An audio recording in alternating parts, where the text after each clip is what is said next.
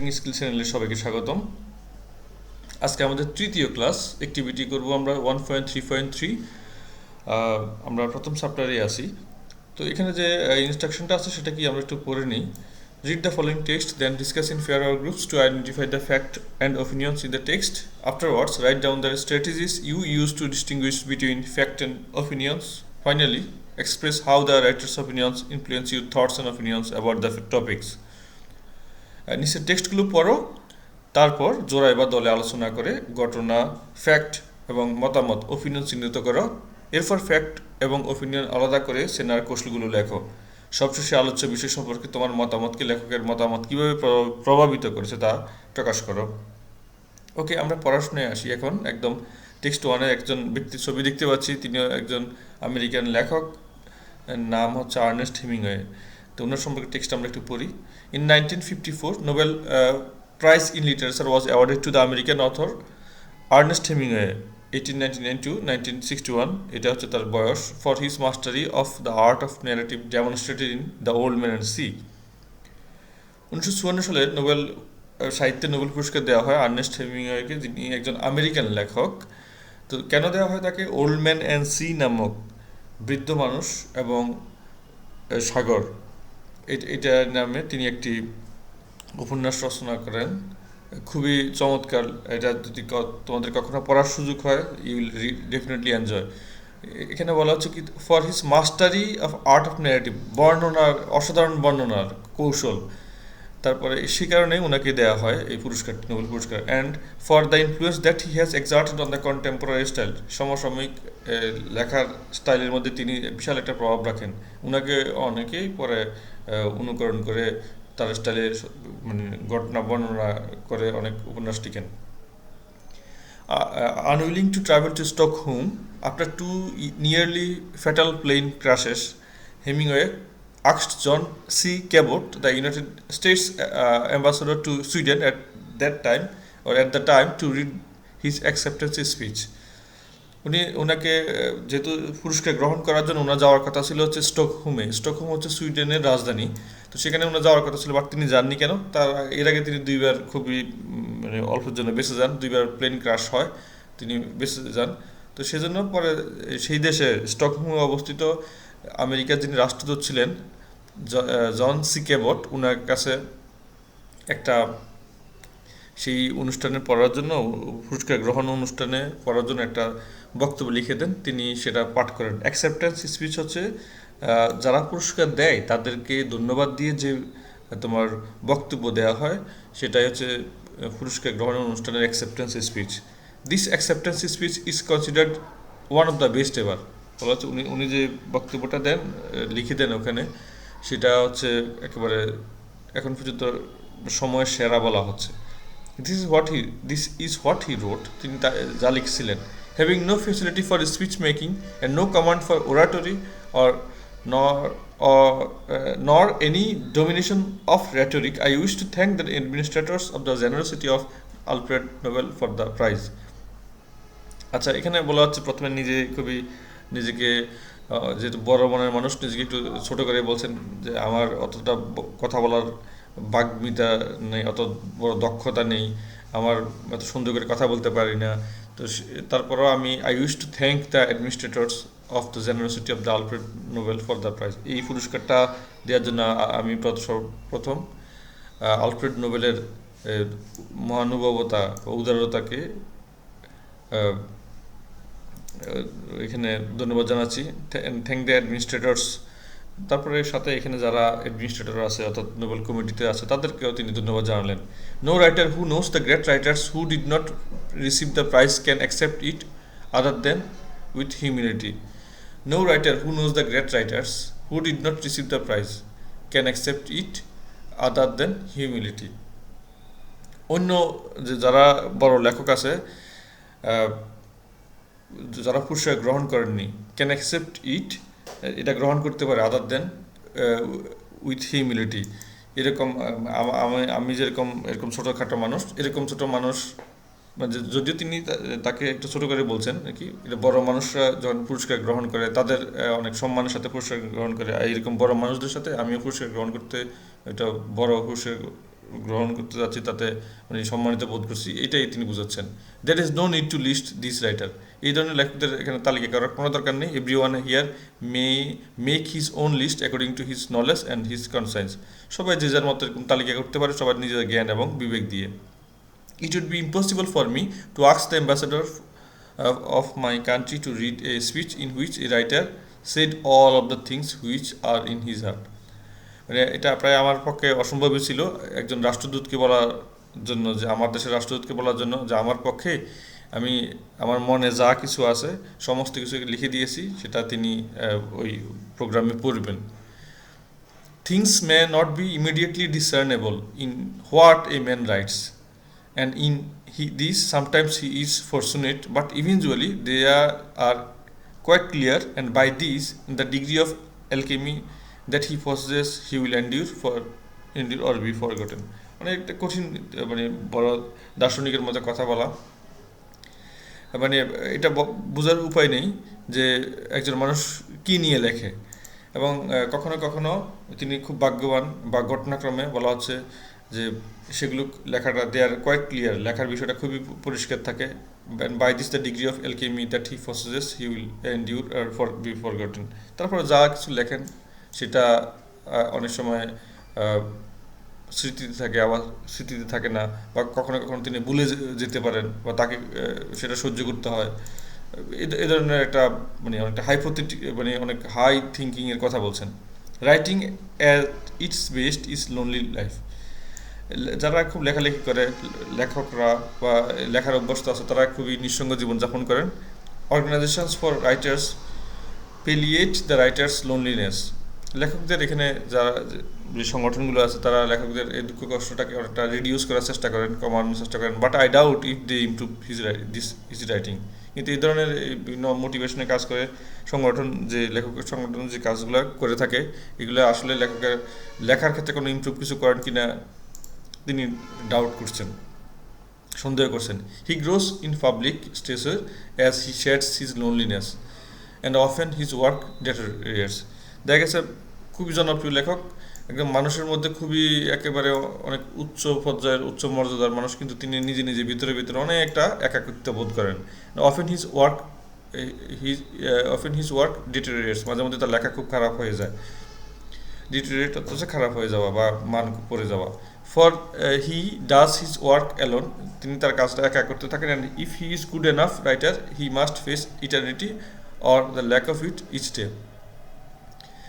যদি তিনি খুব ভালো লেখক হয়ে থাকেন, তিনি এটা সবসময় পেশ করতে থাকবেন। সব এটা অনেকটা বলা যায় যে বড় লেখকদের নিয়তি। For a true writer each book should B a new beginning where he tries again for something that is beyond attainment. একজন ভালো লেখকের জন্য each book should be new beginning, প্রত্যেকটা বইয়ে একদম নতুন করে তিনি শুরু করবেন, নতুন চিন্তা করা শুরু করবেন। প্রথমবার মনে হবে যে প্রথমবার লিখছেন। Where he tries again for something that is beyond attainment, একদম তার প্রাপ্তির বাইরে, তার অ্যাটেনমেন্ট হচ্ছে পাওয়া, তার প্রাপ্তির বাইরে কোনো কিছু একটা তিনি করার চেষ্টা করেন। He should always try for something that has never been done or that others have tried or and field. তার কিছু একটা করা এরকম লিখতে চাওয়া উচিত, দ্যাট হ্যাজ নেভার বিন ডান, আগে কখনো কেউ করেনি, এবং মানে কেউ চেষ্টা করলেও করতে পারে বা ব্যর্থ হয়েছে এটা করতে গিয়ে। Then sometimes with great luck he will succeed, এবং হতে পারে তিনি এর মাধ্যমে তিনি সফল হবেন এরকম কঠিন কোনো বিষয়ে কাজ করলে। How simple the writing of literature would be if it were only necessary to right in another way what has been well written. সাহিত্যের লেখাটা কতটা সিম্পল হবে, মানে if it were only necessary to right in other way what has been well written. একদম সুলিখিত লেখা যেগুলো আছে সেগুলোকে একটু ভিন্নভাবে যদি লেখা হয়, মানে সেটা if it were only necessary, যদি এটা আদৌ কোনো দরকার থাকে। It is because we have had such great writers in the past, এটা অতীতে এরকম অনেক বড় মহান লেখক ছিলেন। That a writer is driven fur out fast where he can go, মানে লেখক অনেক দূর চলে যেতে পেরেছেন, অনেক দূর যেতে পেরেছেন, হয় মানে তাড়িয়ে নিয়ে যাওয়া হয়েছে, অনেকটা লেখা তাকে তাড়িয়ে নিয়েছে, out where no one can help him. আসলে ওনাকে এতটুকু উঁচুতে নিয়ে গেছে যে কেউ তাকে সাহায্য করতে পারে না, এত এত উঁচুতে। I have spoken to long for a writer, একজন লেখক হিসেবে আসলে আমি অনেক কথা বলে ফেলছি। A writer should write what he has to say and not speak ইট। লেখকের তাই লেখা উচিত যা সে বলতে চায়, নট স্পিক, এবং এটা নিয়ে সে কিছু বলবে না কিন্তু লিখবে। Again I thank you. তারপর সবাইকে আমি আবারও ধন্যবাদ দিচ্ছি। ওকে, এটা গেল আমাদের প্রথম ইয়েটা, প্যাসেজটা। দ্বিতীয় প্যাসেজে যদি আমরা আসি, দ্বিতীয় প্যাসেজে আমরা দেখতে পাচ্ছি এখানে টেক্সট টু থিওডোর রুজভেল্টকে নিয়ে লেখা। Theodore Roosevelt is best known as 26th president of the United states.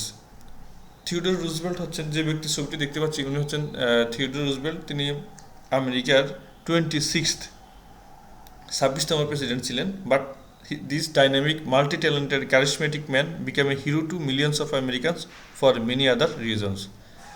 But this dynamic, এই যে ডাইনামিক একেবারে কারিশমেটিক নেতা, বহু রকমের মেধার মানুষ, সব্যসাচী টাইপের মানুষ, become hero to millions of Americans, American মানুষের কাছে তিনি হিরো ছিলেন একদম অনেকগুলো কারণে। Theodore Roosevelt gave his citizenship in a Republic speech on April 23rd, 1910 and at the Sorbonne in Paris. প্যারিসের সরবর্ন একটা শহর আছে, সেখানে সরবর্ন একটা বিখ্যাত বিশ্ববিদ্যালয় আছে অবশ্য। 1910 সালের 23 এপ্রিল তিনি একটা বক্তব্য দেন। সেই স্পিচের নাম হচ্ছে সিটিজেন ইন রিপাবলিক, মানে সিটিজেন ইন রিপাবলিক। এটা হচ্ছে রাষ্ট্রে নাগরিকত্ব, নাগরিকরা আসলে কেমনভাবে রাষ্ট্র কেমন সেবা দিবে এই বিষয় নিয়ে। This speech is famous for Roosevelt's thought about the duties and responsibilities of both the state to citizen and citizen to state. আসলে এই বক্তব্যের মধ্যে রুজভেল্ট দেখান যে রাষ্ট্রের প্রতি নাগরিকদের প্রতি রাষ্ট্রের যে দায়বদ্ধতা, দায়িত্ব, কর্তব্য, সেটা নিয়ে তার চিন্তাধারা তিনি তুলে ধরেন। The speech এম্পাসাইজেস the importance of actions and striving towards worthy goals in life over idol criticism, laziness and inaction. এই বক্তব্যটা কিসে এম্পাসাইজ করে, কি বিষয়ে জোর দেয়, যে ইম্পর্টেন্স অফ অ্যাকশন, কাজের গুরুত্ব, and striving towards worthy goals in life, জীবনে কোনো কিছু পাওয়ার জন্য, কোনো লক্ষ্য অর্জনের জন্য স্ট্রাইভিং করা, খুব চেষ্টা করা, ওভার আইডল ক্রিটিসিজম, ওই সব জিনিসকে এড়িয়ে গিয়ে যেখানে মানুষ অলস বসে বসে সমালোচনা করে, অলসতা করে এবং মানে কর্মহীন থাকে। ওকে, a country's success, Roosevelt stated, depends on disciplined work and character. Democracies require leaders of the best character to hold all citizens to the highest standard. সুন্দর কথা বলা হয়েছে এখানে, দেখো সেটা বলছে এই কান্ট্রিজ, একটা দেশের সফলতা নির্ভর করে যে ডিসিপ্লিনড ওয়ার্ক, কতটা শৃঙ্খলাবদ্ধভাবে কাজ করা হচ্ছে, মানুষের ক্যারেক্টার কতটা শৃঙ্খলার মধ্যে আছে, এবং ডেমোক্রেসি হচ্ছে গণতন্ত্রের কী দরকার, বেস্ট ক্যারেক্টার, ভালো উন্নত চরিত্রের যারা নেতা আছে তাদের দরকার গণতন্ত্রের জন্য। To hold all citizen to the highest standard, এখানে সমস্ত রকমের নাগরিক যারা আছে তাদেরকে উচ্চ মর্যাদায় রাখার জন্য, তাদেরকে ভালো সেবা দেওয়ার জন্য এরকম ভালো ক্যারেক্টারের নেতা দরকার। This is what he said. তিনি কী বলেছেন আমরা তার বক্তব্যটা এখন দেখি। It is not the critic who counts, not the man who points out how the strong man stumbles. এটা আসলে ক্রিটিকদের বলার কথা না, মানে সমালোচকদের বলার কথা না। Not the man who points out how the strong man stumbles, ওই সব বাজে মানুষদের মতো না যারা একজন শক্তিশালী মানুষ কোথায় হোঁচট খেলো সেটা দেখাচ্ছে। Where the doer of the deeds could have done them better, যে কাজটা করছে আরেকজন বলে দিচ্ছে এইটা তো আরও সুন্দরভাবে করা যেত, কিন্তু নিজে কিন্তু করছে না। The credit belongs to the man who is actually in the arena. এই ক্রেডিটটা, কাজের কৃতিত্বটা যা যাচ্ছে ওই মানুষটার কাছে যিনি আসলে কাজের দায়িত্বে আছেন, কাজটা করছেন। Whose face is marked by dust, যার চেহারা ধুলে মলিন হয়ে গেছে, অ্যান্ড সুইট অ্যান্ড ব্লাড, রক্তে এবং ঘামে। হু স্ট্রাইভস ব্রিলিয়ান্টলি, যিনি সাহসিকতার সাথে কাজ করছেন, চেষ্টা করছেন। হু এডস, যার কাজ করতে গিয়ে ভুল হচ্ছে, and comes short again and again, এবং বারবার ফিরে আসছেন কাজে আবার সুন্দরভাবে কাজ করার জন্য। Because there is no effort without error and shortcoming, কারণ হচ্ছে এমন কোনো কাজ নেই যেখানে ভুল ছাড়া আর ত্রুটি ছাড়া কোনো কাজ হয় না, কোনো কোনো মানুষ কখনোই কাজ করতে পারে না, অল্প হলেও কাজে ভুল হবে এবং ভুলের মাধ্যমে তার সফলতা বেরিয়ে আসবে। But who does actually strive to do the deeds, who knows the great enthusiasm, the great devotion, who spends himself in worthy cause, who at the best knows in the end.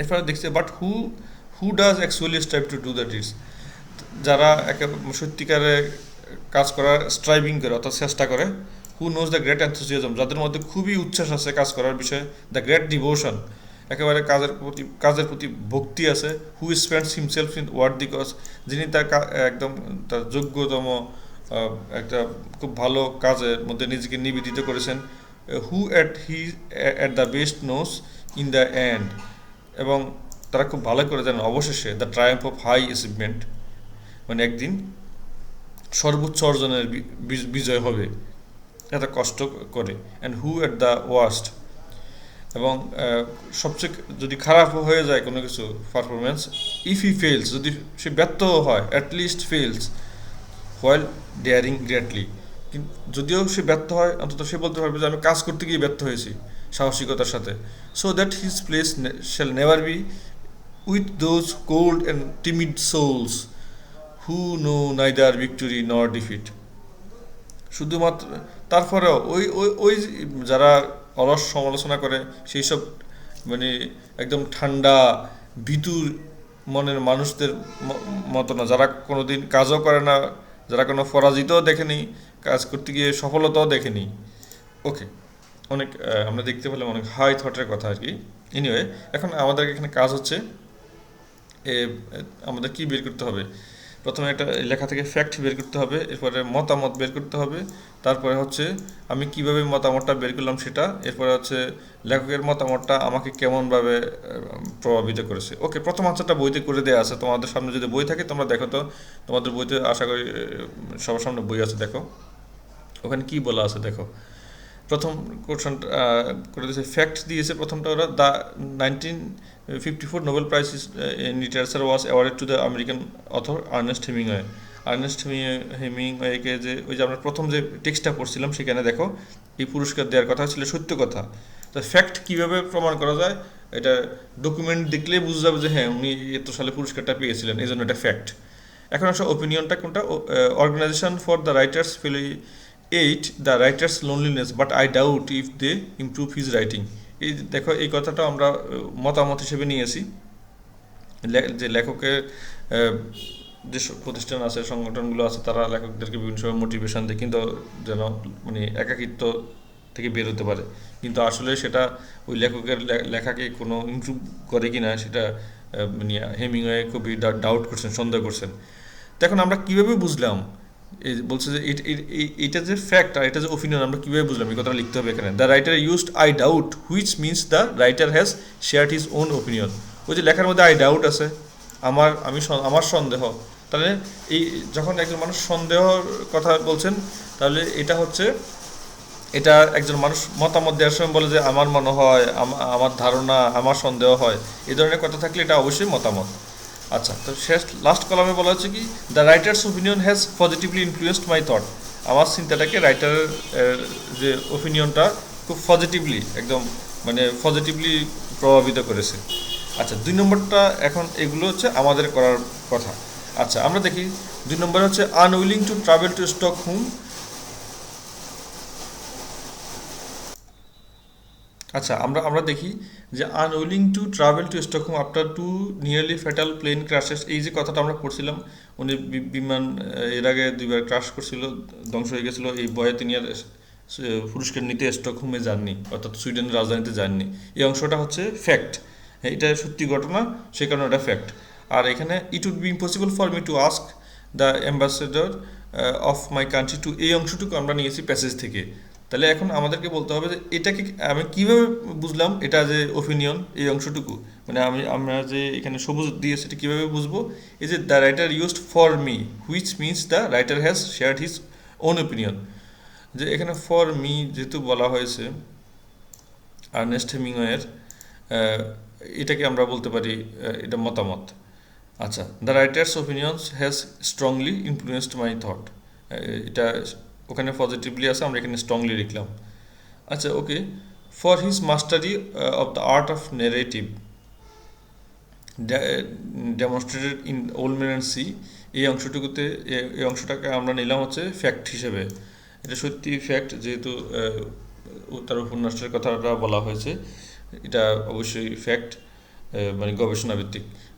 This acceptance speech is considered one of the best ever. এই কথাটা যে best কথাটা বলছে দেখো, এটা মতামত, কারণ একজনের কাছে যেটা বেস্ট আরেকজনের কাছে সেটা বেটার হতে পারে, কারো কাছে সেটা গুডও হতে পারে। তাহলে মতামতটা বোঝা যায় কীভাবে, যখন অ্যাজেক্টিভ ব্যবহার করা হয়। আমরা পড়ছিলাম সেকেন্ড লেকচারে, দেখছি যে আমরা কিছু যখন অ্যাডজেক্টিভের ব্যবহার থাকে তখন এটা হচ্ছে মানে এটা মতামত হয়ে থাকে। The writer used one of the best, which means the writer has share his own opinion and it may vary to other, মানে অন্যদের থেকে এটা বেরি করতে পারে। Okay, the writers opinion has influenced my thoughts with motivation, আমরা এটা লিখতে পারি এই কলামে। 4 নম্বরটা আসো তো, Theodore Roosevelt gave his citizenship in Republic speech on April 23, 1910, এই অংশটুকু আমরা নিলাম হচ্ছে ফ্যাক্ট হিসেবে। এটা অবশ্যই ফ্যাক্ট হিসেবে, যেহেতু সন্তারিক লেখা আছে এখানে। আর এখানে আমরা মতামতটা লিখছি, Theodore Roosevelt is best known as the 26 is the best known. এই যে এখানে আবার বেস্ট বলা হয়েছে, তো এখানে একটা সুপারলেটিভ অ্যাডজেক্টিভ ব্যবহার করছে বেস্ট। তা আমরা যেটা বললাম, কারো কাছে যেটা বেস্ট আরেকজনের কাছে সেটা বেস্ট নাও হতে পারে, সুতরাং বেস্ট কথাটা যেটা বলা হয় সেটা ওপিনিয়ন। আমি এভাবে বুঝতে পারছি এটা ওপিনিয়ন হবে এখানে। তারপর লাস্ট কলামে লিখতে পারি, the writers opinion has beautifully influenced my thought. আচ্ছা 5 নম্বরে আসি আমরা, the speech emphasises the importance of action and striving towards worth goals, এই অংশটুকুতে নিলাম আমরা ফ্যাক্ট হিসেবে, কারণ এটা মানে গবেষণা করে পাওয়া উনার সম্পর্কে যে বলা হয়েছে। এখন মানে রুজভেল্ট সম্পর্কে, তা এখন আমরা কোন অংশটা বুঝবো যে এটা ওপিনিয়ন লেখকের। The speech is famous for Roosevelt's thoughts about the duties and responsibility. এই যে এখানে আবার একটা কথা বলা আছে, ফেমাস বলছে, বিখ্যাত, এটা একদম অ্যাডজেক্টিভ। এখন কথা হচ্ছে মানে এক একজনের কাছে এক একটা ফেমাস। তো লেখকের কাছে যেটা, লেখক যেটাকে ফেমাস বলছেন, এটাকে এটা যেহেতু অ্যাডজেক্টিভ হিসেবে বলা হয়েছে, সুতরাং আমরা এটাকে ধরে নিতে পারি এখানে এটা ওপিনিয়ন। এই কথাটা আমরা এখানে লিখেছি। অবশ্য দিস ইজ নট সুপারলেটিভ, আমি এটা কেটে দিই যদি। The writer used the adjective famous to describe the speech which means the writer has shared his own opinion. আচ্ছা, তাহলে আমরা যদি দেখি এখানে শেষ কলমে, writers opinion has profoundly influenced my thought. আচ্ছা 6 নম্বরে আসি, লাস্ট ওয়ান যেটা, the a country's success result states depends on disciplined work and characters, এই অংশটুকু নিলাম আমরা ফ্যাক্ট হিসেবে। আর ওপিনিয়ন হিসেবে নিতে চাচ্ছি, the dynamic multi talented charismatic man become a hero to millions of Americans for many other reasons. আচ্ছা, এখানে কিছু অ্যাডজেক্টিভের ডাইনামিক মাল্টি ট্যালেন্টেড কারিশমেটিক ব্যবহার করা হয়েছে। এটা এক একজনের কাছে এক একটা এটা বেরি করতে পারে, এটা যেহেতু বেরি করতে পারে সেই কারণে এটা এটা এটা লেখকের মতামত, এটা কোনো ফ্যাক্ট না, এটা গবেষণা ভিত্তিক না, এটা কোনো সোর্স ছাড়া এক একজনের কাছে এক এক রকম যদি হয় তাহলে এটা অবশ্যই মতামত।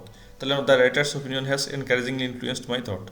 আচ্ছা, আমি এটা মানে শেষ করার আগে একটা বলে নেই যে আমরা যতই পড়ছি পড়ে দেখতে পাচ্ছি যে 9-এর পড়াগুলো অনেকটাই থিওরিটিক্যাল পড়া, অনেক কঠিন পড়া। তোমরা যদি খুব মনোযোগ দিয়ে না পড়ো এই পড়াগুলো ধরতে অনেক খুব কঠিন হবে। সামনের চ্যাপ্টারগুলো তো এরকম অনেক গ্রামাটিক্যাল আইটেম নাই বললেই চলে, আর থিওরিটিক্যাল পড়া অনেক অনেক মানে অ্যানালাইসিসের পড়া, নিজেকে অনেক খাটনির বিষয় আছে এখানে। তো আজকে ক্লাসটা আমি এখানে শেষ করতে চাই। যাওয়ার আগে অবশ্যই আমি একটা রিকোয়েস্ট করে যেতে চাই, সেটা হচ্ছে মানে এটা পড়াগুলো যদি কারো ভালো লাগে তাহলে, মানে এই ভিডিওটা যদি ইনফ্যাক্ট ভালো লাগে তাহলে লাইক এবং চ্যানেলটা সাবস্ক্রাইব করার জন্য। কারোর মতামত থাকলে কমেন্টে জানাতে পারেন। অবশ্যই থ্যাংকস ফর ওয়াচিং। আসসালামু আলাইকুম।